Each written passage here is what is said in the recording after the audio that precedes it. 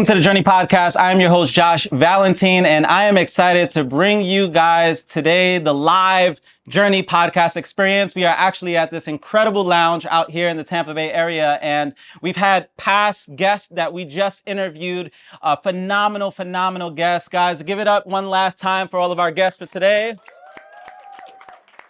And thank you to Elise. We had Mamba, we had JAON, a lot of phenomenal people. And I had to end today's epic experience with the person that has just added the most value in my life, the person that has had the greatest impact of my life, the person that has contributed to even the development of myself as a man, and the person that gave me children, the person that just has helped me tremendously. There would be no Journey Podcast. There would be no Josh Valentin, as you know my story, if it wasn't for my incredible wife behind the scenes, Mrs. Keia Valentin. So, Keia, thank you so much for being on the show. And there's so much that I can say about Keia, but for those of you who don't know my wife, behind the scenes, on top of being a mother of three, on top of being a wife, she is also a serial entrepreneur. She's a wealth strategist. She is a world traveler, of course, and she coaches a lot of people and consults a lot of people on building wealth, on scaling their wealth, on also just putting together a family estate. So whenever you want to learn about generational wealth, whenever you want to learn essentially taking your family's wealth to the next level, we preach, you know, the good book states a wise person leaves an inheritance for their children's children. And she's the go-to person whenever you want to build something substantial that will outlive you from a wealth standpoint. So thanks for being on the show, Hash. Thank you for having me. Now, so sometimes people hear me call Keia Hash and they think that I'm saying Ash by accident, but I actually call her Hash, not the drug, but Hash for hash brown, and a college story. But anyway, Keia and I actually met in college. We went to a military school. I was this young brother, first person in my family to go off and do the college thing. And Keia got a scholarship to study naval architecture at a military school. And that's where we met, for those of y'all who don't know the story. It goes way back. We've been together now for over 15 years. We've been married for over 10 years. We had our 3 kids. We've lived in multiple cities around the world. And we've traveled around the world. We also retired from the workforce right around the same time, about 24 years old. So I want to make this episode a little bit about you, but also some of the challenges, even as a wife, as a mom, as an entrepreneur, juggling it all, because I think that this episode, what's going to make it powerful is the fact that, any ladies in the room who are here, would you say that we now live in a generation where a lot of we're just soft men, right? Like, let's be real. Like you want men to rise up and stand up. Would you all agree? And how many ladies would also agree that they like the idea of living a soft life? Yeah. So I think a lot of people front like they ain't trying to live that soft life. And what I love about your journey specifically is you kind of channel both paths. The path of a boss, but the path of a woman who understands what it's like to live a soft life and be a family woman as well. So I want to know, take us back. Well, the audience wants to know. I'm speaking for y'all. And what led to who you are today? Because there's a lot of principles, a lot of values. Your story is very different from the other guests that we had. And you've been one of those people that have been very blessed in your life. I always say that if I had a daughter, I would truly be so happy if my daughter ended up like Keia. Like that, I would want my daughter to be exactly like Keia. And a lot of what has attributed to who you are today has been your upbringing. So if you don't mind just sharing a little bit about yourself. You're not from this country, right? So yeah, take us back to the childhood. Right. So I'm from the Bahamas. Am I looking at you with him? Huh? Okay. All right, so if you hear an accent, guys, I'm from the Bahamas. And, just growing up, I grew up with both of my parents, which was awesome. Both of my parents work.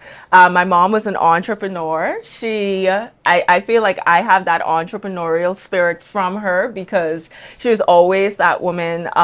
She came from humble beginnings, but also her father was an entrepreneur as well. And so I think that just along the line, it's just been passed on. So you know how some people say entrepreneurship is just in my blood? I feel like that's just what I was born into, and I have my ancestors to thank for that. But growing up with both parents, my dad worked, took very good care of us. I have three sisters. I'm the youngest. I would say I'm the nicest one of them all. And they're not here, so they can't defend themselves. But I think they would think that too. And, it was just humble beginnings, growing up in the Bahamas, growing up in paradise, just having both of my parents work and just understanding work ethic, but also just family life. Like my mom, she's an entrepreneur, but she too was also a really good homemaker. Like she loves to cook and do all of those things. I don't like to cook, by the way. That's something I had to that I developed over time because if I don't cook in our household, ain't nobody gonna eat. So Big facts. right? So although I watched my mom doing it for years, it's not something that I guess was natural to me. But I feel like over time, like it's becoming more natural to me now because of just the environment that I'm in and just making sure everyone is good too. Absolutely. No, that's amazing. Now, when I think of your story, I can't help but think about just this girl from the middle of an island who decided that she wanted to chase her dreams in the United States of America and go to a predominantly man college, a military school at that, study naval architecture. Why did you seek that path specifically? Why would you go and pursue that path? Well, I guess growing up on an island, but also my brother, who I call him my brother, but he's really my brother-in-law. He married my sister. I was heavily influenced by him because he was the captain. And then just like my dad and my uncles, like fishing is a way of life, being on the water, that salt life is just what we do. And so just being in that environment, I guess I was influenced to want to become something in that field. And so I saw myself as becoming a captain, sailing around the world, working on ships and, yeah, with a lot of men too, but just being that person that like pilots the ships and all of that stuff. That's something that I always wanted to do. Yeah. If you don't mind, because our college experience was a very non-traditional college experience. Yeah. If you don't mind sharing a little bit about what was different about our specific experience versus the masses who go to traditional colleges? Yeah, so our college, we're merchant marines, so we sail around the world. So one thing is we wear uniform. I went to school with uniform on in the Bahamas, and then I have to go to college where I still got to iron and polish shoes and do all of these things. But it was really interesting. Like we had to do what they call it, hospital corners on our bed. If you don't know what that is, it's like you legit have to fold the corners of your bed in a certain way to make it in a perfect like triangle. Our clothing had to be 2 fingers apart. Like it was military structured. We got up every morning and salute the flag. So we literally were out there in formation. And coming from the Bahamas, first of all, I'm a carefree person. So but the good thing is I had high school, which helped me with the structure. But that getting up early and then standing in the snow, it was that part, the cold. I'm not about that life. So I was always that person that was dreading just standing there waiting to salute the flag every morning. Yeah. But it was structured. We squared corners. Like we had to run from one section to the next and literally square a corner. And if you don't know what that looks like you pivot your feet. Yeah. Like so it was interesting that we had so much structure and we're in college. I thought my college life would have been like, I had a different view of what college life was supposed to be like. I'm just saying. Don't get me wrong. Parts of it was like that. We still sailors. We like to drink. So we'll drink you under Listen, I'm telling you, we'll drink you under a table. Like, so, so we still had those parts and it was still fun, but we also had a lot of restrictions, Yeah. especially when we first started, but it got better as we moved up in the ranks. Yeah, yeah, absolutely. If you don't mind sharing, because what was unique about Kia and I's story is we sailed on a ship around the world, like as part of our Coast Guard training. So we lived on a ship with over 500 other cadets, and people didn't know we had this relationship on the side. You know what I'm saying? So we'd be underneath the stairwell and all that, right? That's you know what I'm saying? But yeah. And I'm a part of the 90% of brothers who had, the 10% of what was reserved, right? Yeah. But give a little bit about that, traveling around the world in those early years, sailing around the world, and what that was like, even for us. Yeah, it was an eye opener. Me coming from an island and you coming from, in Brooklyn, just growing up in the hood. Like, I think for both of us, just an eye opening experience to travel to so many different countries, to see people from all different cultures and just the way they did things and the way they lived. And it was just such an experience that gives you an appreciation of where you come from as well, because there's pros and cons to every country. And it just gave you a love for just different groups of people. I feel like I was exposed to different types of people a lot earlier on because come from an island, we're predominantly black, like our race. And it's like when you grow up, like all of your classmates and everyone, we're all one people. So it was really cool to now go to a college where it's completely different and I am a minority. And, then to be able to travel to different countries where you get to meet different groups and races and of people. So it just gave me an appreciation for all people. For sure, for sure. Now, I want to go back to when we first started in entrepreneurship. A lot of people don't know that Kia and I, when we started in entrepreneurship, we actually ended up getting banned from our college because of us soliciting, I guess, our old classmates. So for over 10 years, we didn't step foot on our campus. And we went through a lot from an entrepreneurial standpoint. But when we were 22, we got into the world of entrepreneurship. And I want you to share a little bit about what happened to you in the US, because many people don't know this part of the story about our relationship. There was a point in time where Kia was banned from the US, from entering the US. And a lot of people see kind of like your life from the outside, but they don't know some of the big struggles that we had to even endure as a couple. But if you can just share a little bit about like when you got banned and what that season of your life was like, because it did sink you into a really dark place. Yeah, I went through some serious depression for that one because so after college, we were planning eventually to get married and all of these things. And so I stayed a lot of time in the US. And I don't remember why I went home. I just went home for a little while. And as I was coming back, for some reason, they flagged me. Mm-hmm. And so they put me in this room and just started asking me all of these questions. And I'm answering their questions. And then the lady comes in and she's like, I'm sorry, you can no longer go to the US. We're canceling your visas. Everything is going to be canceled. Yes. They punched holes in my stuff, stamped my visa right then and there, gave me my passport, and sent me on my way. So it was I've never probably been more present in my life at that point. Well, that pregnancy and diving in the ocean.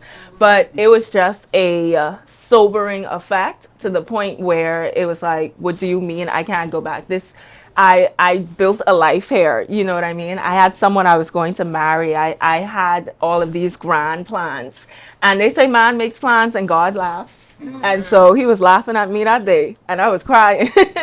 And so I didn't know where my life would go next. Mm-hmm. Like I had no clue. It's one thing when you know where you're going. It's another thing when God says, nope, like this isn't the path for you, and you hitting a wall. Mm-hmm. And so I was in a place where I just hit a wall and I was just like, what do I do now? In a way, I felt like I was moving backwards because it's like I did all of these things to give myself opportunity to get out of my country, to explore more and be more and do more because that's what I wanted. And here I am now at a roadblock in my life. And so for the first 2 weeks, I literally just sat in my room in the darkness. Like I didn't eat. Like my mom, she was bringing me food, but I wasn't eating it. And I was just there. Like I was like just like a ghost, like a zombie, because I really didn't know what to do next. And so it was my mom, because I didn't even know I was depressed. That was the crazy part. Yeah. When you're depressed, you don't even know you're depressed. Yeah. And it's like all the signs were there and I couldn't see it. Yeah. And one day she came in the room and she's like, Kia, you depressed today. Like, why are you always in this room? Like, you don't come out, you don't do anything. Yeah. And I'm like, you're right. Like, I am depressed. And just that awareness is when I started like running, and that's what got me out of the depression. So when you were talking earlier about, I think you and Jay, about just your body, your physiology, that is what moved me from point A to point B. Yeah. So anytime, even now, I wouldn't say I go through depression because, and who knows, maybe that's just not what I classify it as. But it's those stages in my life where I feel like I'm at a roadblock. Yeah. Sometimes I still have those moments. Yeah. But then I remember, okay, when you feel like this, and when you are in this place, this is what you do. So for me, it's running. I will hit the pavement and I will be gone for miles, just running. And I don't know where what I running from or what I'm running to. But all I know is I have to be in some type of control and some type of motion. Yeah. And I've experienced lack of control in my life in so many different times. And it's always been just taking back my control and running. Absolutely. Yeah, it's good. I remember that season, and it was tough for me because we were living in two different countries at the time. So you can only imagine that we had been together for all these years. And I want to keep it a buck with y'all. Like, when this all was going down, one of the ways that she was able to get back into the United States is if she actually was married to an American. So when I found out, like, we went straight to the beach, and your boy went straight for it, right? Like, we were married in 2 weeks, no preparation, nobody in my family even attended the wedding, right? And it was just like it was affecting me during that season as well. Just it was tough. It was tough. I remember being in church just crying like every single week, like, and I don't cry, and I don't even cry, but it was just something about, like, what she was going through that really affected me. And we ended up having kids. So for those of y'all don't know, we get engaged, I think at like 23, get married 6 months later, right? So we were already engaged, and we get married 6 months later, after we find out everything. And after we get married, within the first year we end up having our first kid. And then we were just like, you know what? We know we're probably gonna have about 2 or 3, right? We want to go for the girl, right? Let's try and go for the girl. So after the second boy, we're like, let's try one last time. And our logic was, this is gonna suck. And if we know it's gonna suck, do you want to suffer fast or suffer slow? And I wanted to suffer fast. So I was like, let's get it out the way. So we ended up having all of our 3 kids in our 20s. And man, when I tell you, marriage really took a toll. We went through it as a couple, and I want this to be a vulnerability episode. And I don't shy away from any part of my story or any part of our history and the pain that we've gone through. We're very open about it. So I want you to share a little bit about motherhood, because I know that was a challenge for you. And I think for a lot of women, when they become moms, they sort of lose their identity. If your identity was around your looks and now you don't look the same, or you don't feel the same postpartum, all these different things. What was that like for you, going back to back to back? And what was it like for even a relationship? How did things change with our relationship? Yeah, well, definitely when you don't look the same. When you have one bigger boob and one smaller one, it's like, why? Why do you put us through these things? But, like, I'm just saying, it happens. So, like, just, I'm someone who always identified as someone who makes money, that does exceptionally well. Like, any room I step into, I light it up. Like, that's just who I am as a person. And I know who I am. I'm authentically myself. And I'm not afraid to shine my light. Like, that's just how I am. And so now I get into this space where it's like, okay, I have to be a mom. And now I have to figure out just all the moving parts. At first, it was just me. It was easy. And then, just going through the different hormones and all of these things, it's like I really lost myself. Like, for those 3 years, I didn't look at myself. Like when I look like myself, I looked in the mirror and all I could see is a belly. I was like, why is this hair again? I didn't even the first time I didn't even get to lose all the weight before I start the second time. I would say we were pretty ambitious. Maybe I'm grateful now. Now, I mean, I'll give a little more context. It was like, all right, this is when you're most likely to get pregnant. Fly up to New York, boom, boom, boom. You know what I'm saying? And done. And it was like that. Yeah. Planned. Yeah. So, but God laughs again because I had this plan of what motherhood would be like, and you think you know what you think you know, but man, when those emotions and those hormones and just everything is out of whack, your organs even in different places, you can't sleep properly, and all of these things, it does something to your body in more than just a physical sense. I feel like I don't know if it's just like you become exhausted, like beyond repair, and maybe it was just doing it so many different times, so close together. So even though I'm grateful now, I probably would have spaced it out. I would tell someone, maybe you want to space it out. Yeah. But if you're going to do it, listen, this ain't for the faint at heart. Like, it's good afterwards, but during, it's a whole other story. Absolutely. Sex, just him always wanting to do it, and me like you see this, you see these legs. Good, I'm glad you could see it because I can't even see my legs under the body. It's like my bones hurt, and I don't understand. And he is so attracted to That me, doesn't do nothing. and If anything, certain things were growing, so I'm like, it's a little different, it's a little different. So I'm looking at him like, hey, I don't know what you attracted to or what you feeling, but you and I, we watching two different movies right now. I am not, and we are not in the same, we're not here. So, it was just like our relationship took a turn, lack of intimacy, just always being tired. And I already didn't like to cook, so that was another thing. Like, I had to force myself to cook sometimes, because, it was just a lot. Yeah, it's interesting because we oftentimes talk about love languages, as you guys know, and if you're in a relationship, it is always important to have a genuine understanding of what your partner's love language is. And typically, the love language that you provide the most is the one that you ultimately want to receive the most. So if your love language is acts of service, and which mine was, I'm the guy that I don't mind, cleaning up. I don't mind doing dishes. I don't mind doing stuff around the home and serving you, genuinely serving you. And the issue was my love language was also acts of service, but that wasn't how you operated. You weren't the cooker and the cleaner and all this different stuff. So I wasn't like that from you met me. Yeah, How and they say the flags are there, the red flags, red flags. So I'm telling you, the first decade of our relationship, I could probably count on one hand the amount of cooked meals, right? But I made up for it. Yeah, you made up for it. Okay. You definitely did.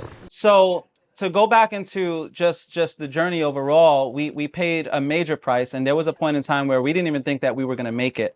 We were growing at two different paces. I was growing obviously at a faster rate because I wasn't having the actual kids. So your pace was very different, and we kind of went through these challenges where it felt like lack of alignment, and which was unfair. I take full responsibility. As a man, I didn't understand. I couldn't conceptualize what women go through emotionally. I don't think any men truly understand what women go through when they have a full human being in their body. It just does something to a woman. And I think we need, as a generation of men, need to have a little bit more compassion and empathy. And I went through my healing and understanding of that years later. I had no idea. And I'm grateful that you have given me that grace, for how I handled it, because it was tough on me to not feel loved, to have my business partner, because Keia and I were building businesses together, building communities together. We had a 50-50 partnership. And when she started having children, it went from 50-50 to like 90-10.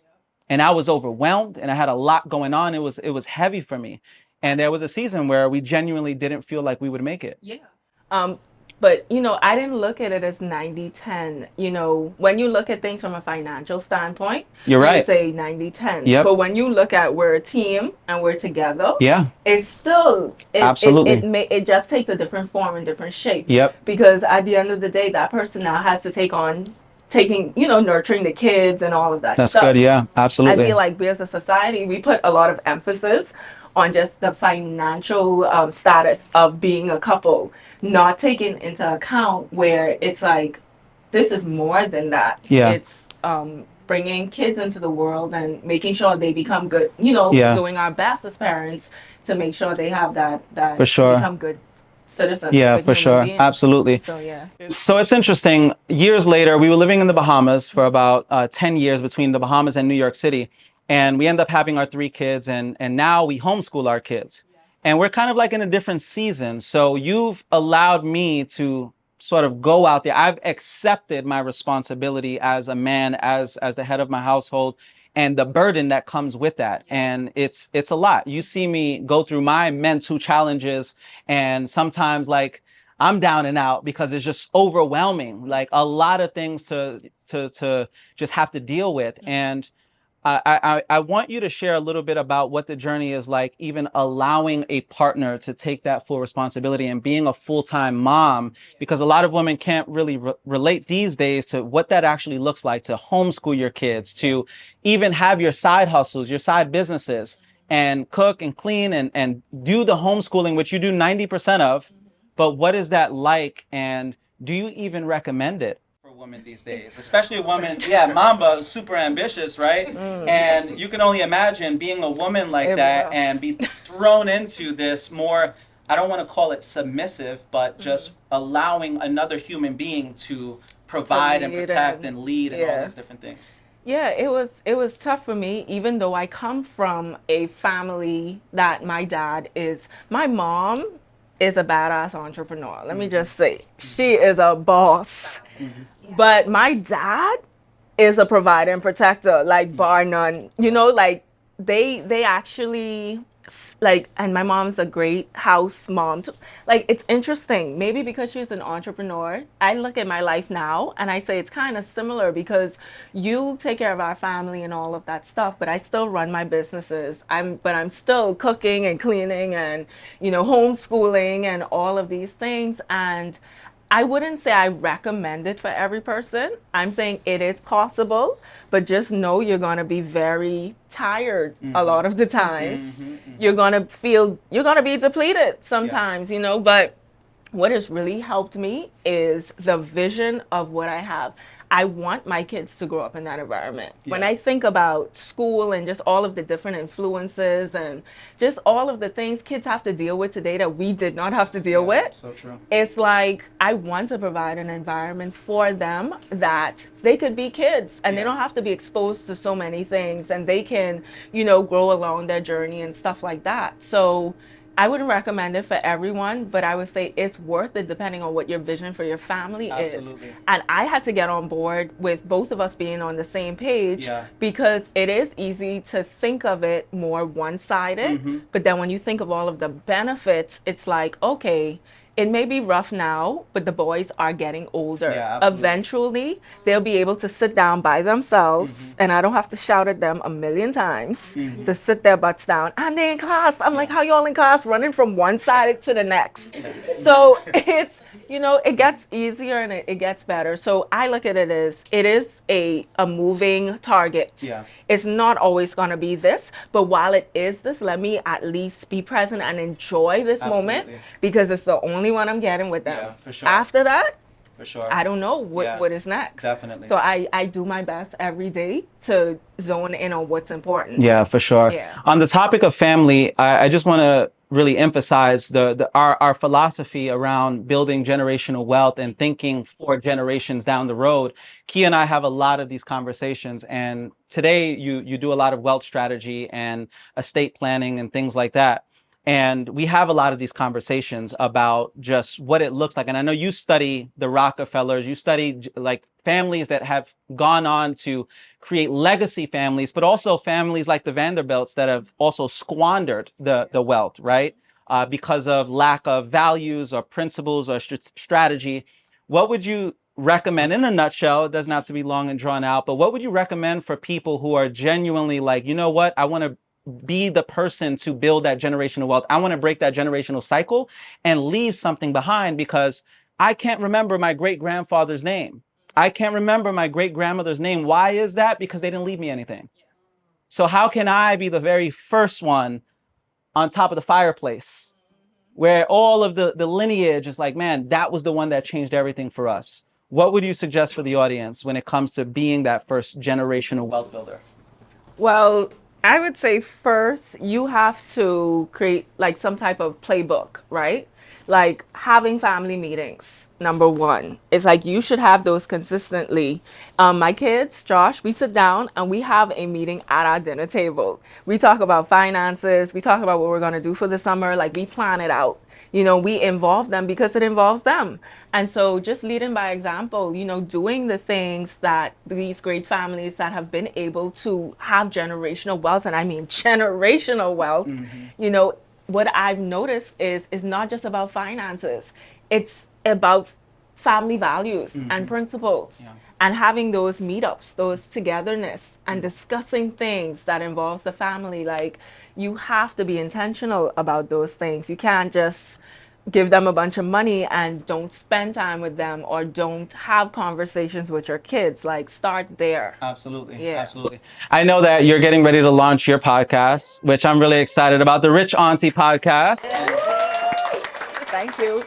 So I'm excited for the launch of this, because I know your mission, I know your motive, I know that you're looking to reach a lot of, especially women who are looking to kind of piece this all together. And what's the Rich Auntie brand all about, and why the Rich Auntie when you're a mommy? It could have been the Rich Mommy, right? Why the Rich Auntie? What was the idea behind this brand? Because I know some of us, but many of us have that rich auntie, like someone in our life who we look at as that. Like I think Jay said it was his godmother. Like we all have someone we could probably pin to, the person that brings all the gifts and stuff. Rich Auntie Pam over there, like our kids. She is definitely that rich auntie, okay? She brings them a lot of gifts. So I wanted it to be something that, because not everyone's going to be a mom, not everyone is going to relate to that, but I think everyone has some type of aunt or uncle, just some presence in their life that they were able to get decent, solid advice from, or someone they could say, if I talk to them about my situation, like I know they're going to give me good advice, right? So that's why I chose the rich auntie. And we have this idea of you're only a rich auntie when you don't have kids, and when it's just you. It's usually think about the woman who is just Traveling, living her best life and stuff. But no, you could be a rich auntie and have a family and do all these things. So I wanted to change the narrative a little bit and just show that just because you get into motherhood and being a wife and all this stuff, you could still be a rich auntie. You could still live your best life. You could still travel. Absolutely. You could still, Yeah. do all of these things. So I just wanted to give it a different come from my perspective. Yeah, most definitely. What would you say over the next 10 years? What do you see as the vision overall with everything that we even have going on, podcasting, all this crazy stuff, building communities still, and being in the travel lifestyle space, and the coaching work, all of that stuff? What do you project over the next 10 years? Honestly, it's just an amplified version of what it is now, because I feel like we are in alignment with our purpose and our goals. It's not like we have to change because we're in alignment. I feel like just amplifying it and reaching more people and getting into bigger rooms and having more of an impact. Like that's what I see. The next 10 years are going to be the same thing, but just bigger and better. That's how I look at it. Yeah, I have to ask a fun question, and I don't want to make the episode about me, but what's the hardest part about being with me? The hardest part? I've never asked her this, by the way. I'm curious. What's the most difficult part? Keep it a buck. Let the people know. What's the hardest part? You give advice when it's not asked for. And the church said amen. I mean, it's what I do. Yeah. This man be trying to coach me when I asked to be coached. Okay? I would be telling him something, and all of a sudden it could be like, but Keia, why didn't you think about this? Or maybe you could do this, Keia. And I just be like, Yeah. bro, I'm just venting. I don't want your opinion right now.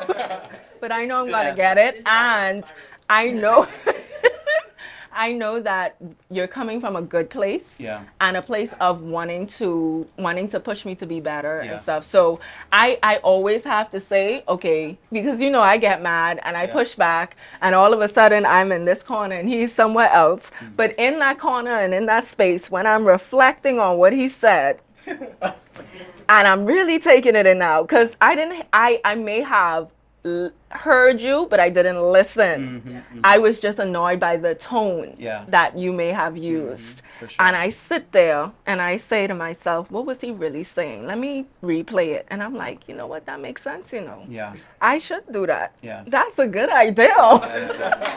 And then I say, you know what? What was the intention? Where Yeah. was it coming from? Yeah, Where was yeah. your come from? Yeah, absolutely. And once I am able to internalize that, I could be stubborn, okay? Then I'm like, all right, babe. Yeah. Yes, you were right. Yeah. For sure. For sure. Yeah, absolutely. I think moral of the story is just be mindful of giving unsolicited advice. Sometimes your partner just genuinely wants an ear to listen.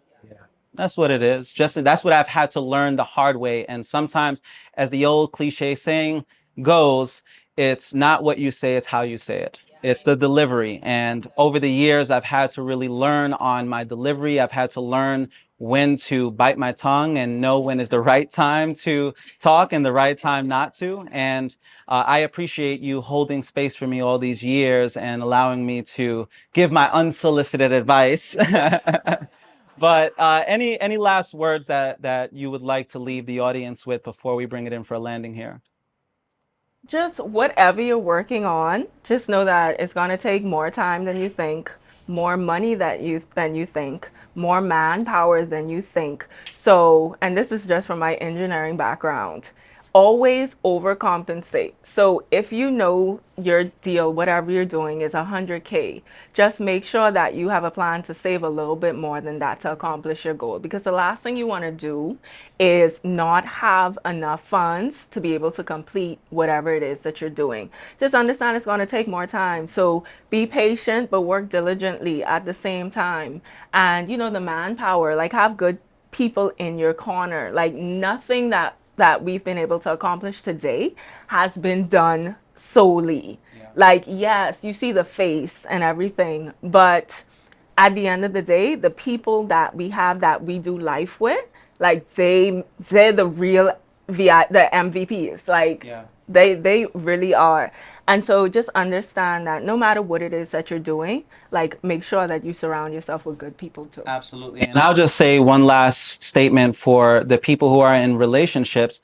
Understand that it is a series of hard conversations. It is a series of work and more work and more work. But one thing that I can tell you is I believe that the juice can be worth the squeeze. If you're willing to do the work, if you're willing to make the sacrifices, there will be a point in time where you can genuinely look back and say, wow, look at what we've built. Look at what we've built. So that is a wrap. Thank you so much. Keia Valentin. Thank you. Thank you so much. Keia, where can the audience find you? You can find me at Keia Valentin or at the Rich Auntie Podcast on IG, YouTube, all of those things. So it's about to launch this month in July. So just stay tuned. But Absolutely. And that is a wrap, guys. Stay tuned for the next episode of the Journey Podcast. Thank you to everyone who came out. We appreciate you guys. God bless you. Keia Valentin.